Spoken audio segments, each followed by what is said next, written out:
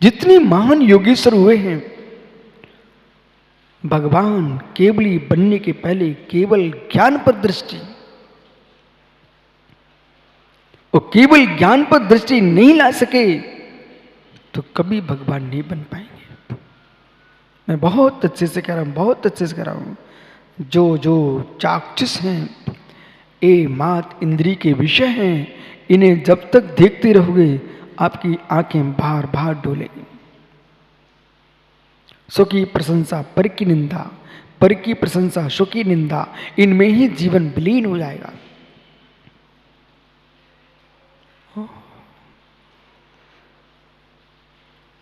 पत्थरों पर लिखे नंबरों को गिनने वाले ज्ञानी बहुत हैं।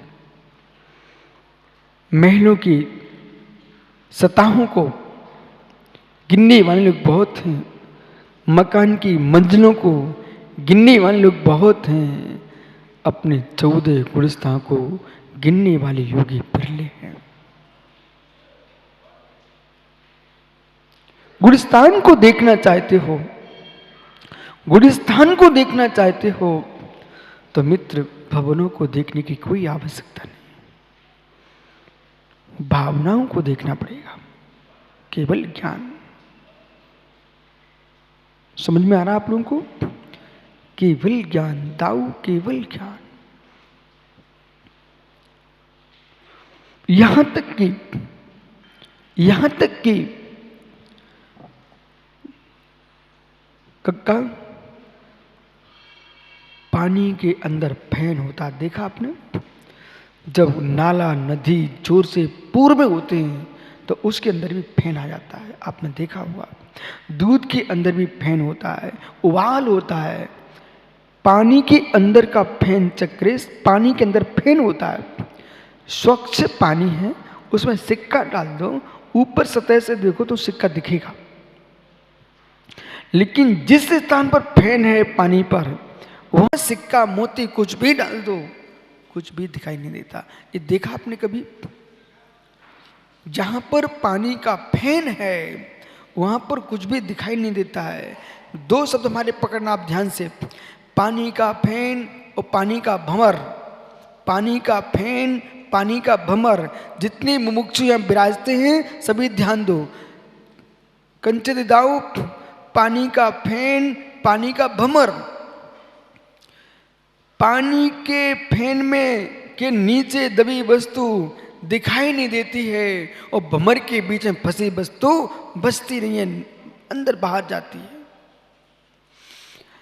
जैसे पानी स्वच्छ होने पर भी पानी के फैन में वस्तु नहीं दिखती है। यानी ध्यान दो मैं क्या बोल रहा हूं। इसमें धर्म की व्याख्या क्या है? अभी दिखता धर्म आपको। पानी के फैन में दबी वस्तु के दर्शन नहीं होते। ऐसे ही ज्ञानी धर्म के अति उत्साह में फैन, धर्म के अति उत्साह में, किसी क्रिया के अति उत्साह में, यह है फैन। सत्य का ज्ञान नहीं होता। कुछ कहना किसी को? धर्म की क्रिया के उत्साह में श्री धवला जी में लिखा है,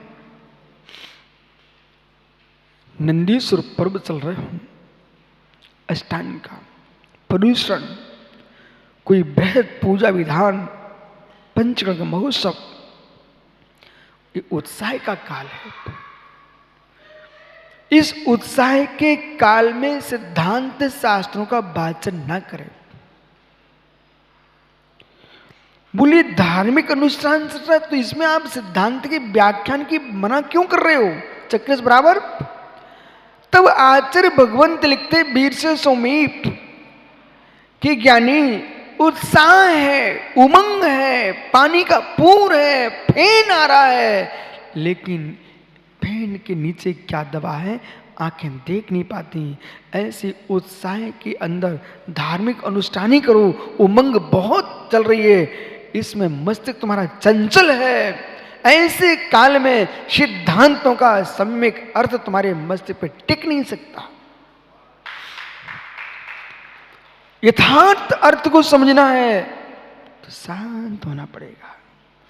जितना गहरा ज्ञान करोगे उतना गहरा एकांत चाहिए।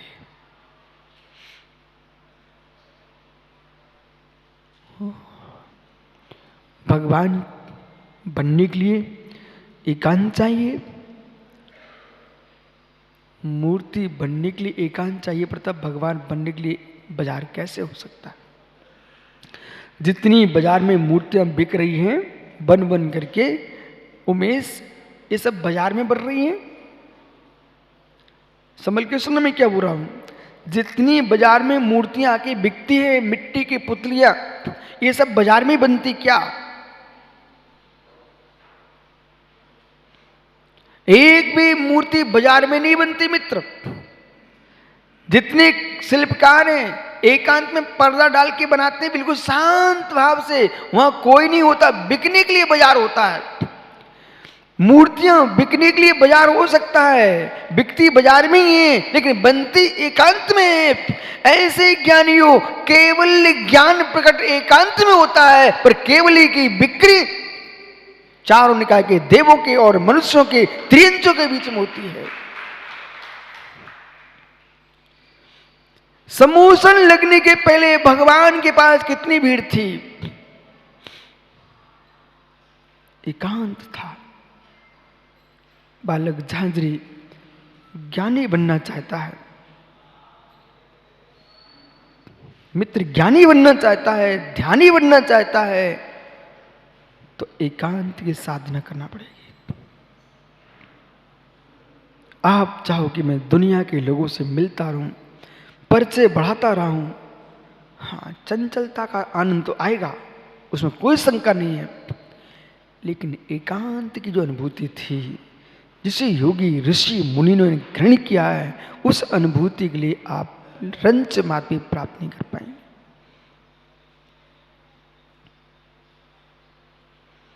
एक दिन अपने कक्ष में दीवार की तरफ मुख करके शांत बैठ के तो देख बेटा, और जिस दिन एकांत का आनंद ले लिया,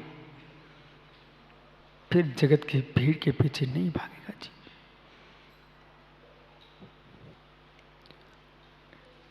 नियत समय आपका लोगों के बीच में हो, पर 24 घंटे लोक में रहोगे, आत्मलोक का अवलोकन कब होगा?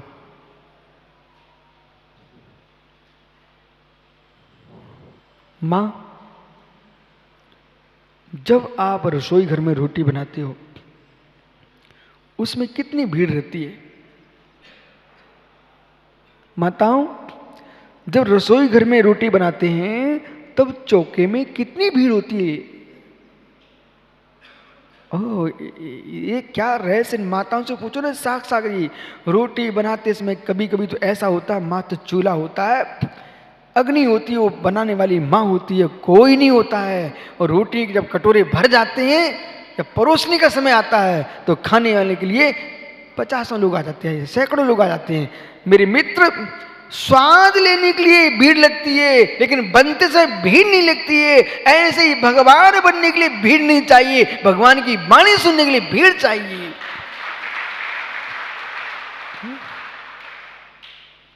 और जो लोग ये सोचते हैं हम तो पहले भीड़ जुटा लें, विश्वास रखना, मां आपके सामने 4 आदमी चूल्हे के सामने बैठ जाएं और कहें मां रोटी दो, रोटी दो, रोटी दो, ऐसे चिल्लाने लग जाएं, विश्वास रखना कहीं की बेलन, कहीं की चौकी दिखाई देगी, और मालूम चला भड़बड़ी में तो मां ही जल जाए।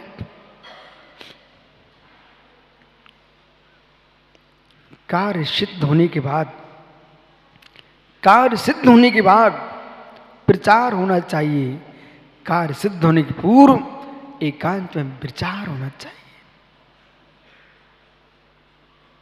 अज्ञानी लोग कार्य सिद्ध होने के पहले प्रचार कर लेते हैं, और फिर कार्य पूरा हो नहीं पाता है, फिर हंसी के पात्र होते हैं। और ज्ञानी लोग पहले कार्य पूरा कर लेते हैं, इसके बाद प्रचार करते हैं। मंत्र को गुप्त रखना चाहिए, मंत्र को गुप्त रखना चाहिए, मंत्र को गुप्त रखना चाहिए। केवल ज्ञान चाहिए, स्वच्छ पानी, शीतल पानी, परिणामों की धारा। जब शांत चित्त होता है योगी का, शांत चित्त होता है योगी का, ज्ञानियों अहो मुनीश्वरों, नेत्रों से आपकी मुद्रा को तो इन श्रावकों ने कई बार निहारा है। आपके पास आकर के आपके अंतरंग की विशुद्धि से सिंह जैसे प्राणियों के परिणाम शांत हो जाए, ऐसी अनुभूति लेने का मन करता है श्रावक का। ऐसे दिन भी होते हैं, ये आपसे कहते नहीं है सुधर सागर जी, एक भी श्रावक कहेगा नहीं। जितने लोग सम्मेशेखर जी आए हैं, मुनिराज के चरणों में बैठे हैं, आप विश्वास मानो, घर गृहस्थी के क्लेश से जब दुखित हो जाते हैं तो धर्म आयतन की ओर चलते हैं, चित्त को प्रसन्न करने के लिए चलते हैं, भावों की निर्मलता के लिए चलते हैं। ज्ञानी कदली वन, नाम सुना आपने? कदली वन, कदली वन यानी केले का वन। मलेरिया जैसा बुखार की गर्मी, कितनी तेज बुखार हो विष्णु सागर जी, कदली वन में जाके बैठ जाए, केले के पत्तों की जो शीतलता है वो व्यक्ति के शरीर के तापमान को ठंडा कर देती है। सांप डसे तो नीम के पत्तों में छुपा दो, और तापमान बढ़े तो केले के पत्ते में छुपा दो मरीज को। नीम के पत्तों में छिपा मरीज कि सांप का जहर कमजोर पड़ जाता है, और केले के पत्तों में छिपा मरीज उसका तापमान ठंडा हो जाता है। जैसे कदली वन में व्यक्ति गया है संताप को दूर करने के लिए, वो कदली वन में ही आग लग रही हो तो केले का वन कैसा। अहो दिगंबर मुनीश्वरों, आप धरती के देवता, इस भूतल के कदली वन हो, जो संतापित हुए विषय कसाय से लोग हैं, वे आपके श्री चरणों में बैठ करके अपने संताप को दूर करना चाहते हैं, और आपके ही टेंशन होने लग जाए तो मेरे मित्र कदली वन में आग लग गई। प्रमोद बारदाना निर्गंतों के पास इसी आशा से व्यक्ति जाता है कि अरहंत के स्वरूप का बोध हो जाए। निर्गंतों के पास व्यक्ति इसलिए जाता है सोनू, अरहंतों के स्वरूप का बोध हो जाए। इसलिए हे निर्गंत तपोधनो, तुम कदली वन के समान जियो कि जगत के लोग आपके पास बैठने मात्र से शीतलता का वेदन करें। बट वृक्ष की छाया स्वयं में शीतल है, परंतु दोषी जी जो उनके पास जाता है वो व्यक्ति भी शीतलता का वेदन करता है। ऐसे ही मेरा मन कहता है, मन कहता है, मन कर रहा है कि जितनी धरती के देवता ढाई दीप में मुरझास है, उनका जीवन इतना पावन पवित्र है कि हर जाति का जीव, हर गति का जीव इनके श्री चरणों में एक बार स्वर्ग की अनुभूति ना ले, सिद्धालय की अनुभूति ले। स्वर्ग की अनुभूति में संक्लेशता है, स्वर्ग की अनुभूति में संक्लेशता है, सिद्धों की अनुभूति में संक्लेशता का अभाव है। स्वर्ग में लोभ कसाय प्रचंड है, इसलिए मैं स्वर्ग की अनुभूति हो रही ऐसा नहीं कह रहा हूं। साधु के पास आने से ही सिद्धों की अनुभूति होने लग जाए। सभा में बैठे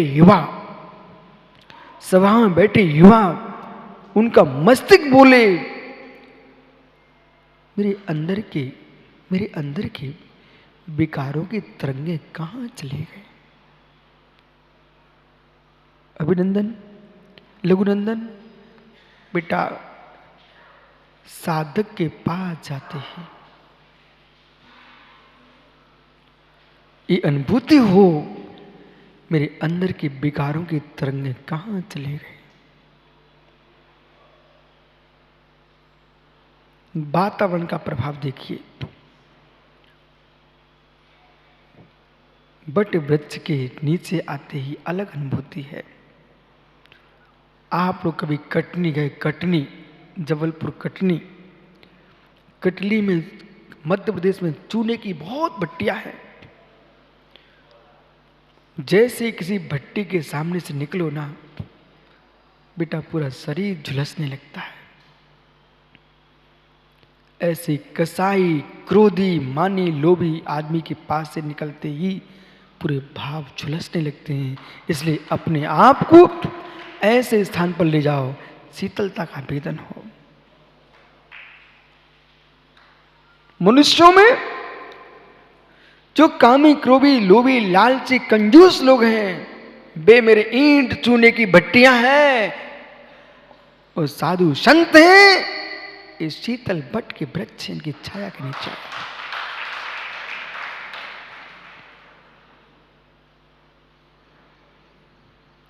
इसलिए बालक लघुनंदन, उस स्थान पर बैठो जिससे दिव्य धुनी की याद आए।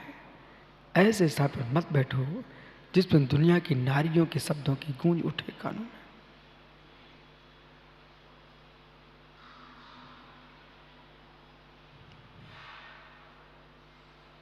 किशोर भैया,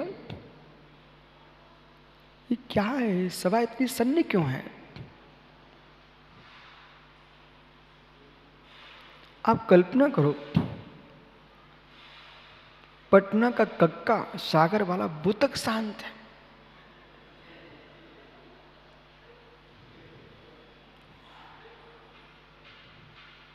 बारदान, कक्का को काकी नहीं दिख रही अब। बस ज्ञानी, जैसे बट वृक्ष की छाया मिलते ही इतनी शीतल छाया, सुंदर निकुंज की छाया में पहुंचते ही और व्यक्ति अपने घर के एसी, पंखे, कूलर की याद भूल जाए तो बट वृक्ष की छाया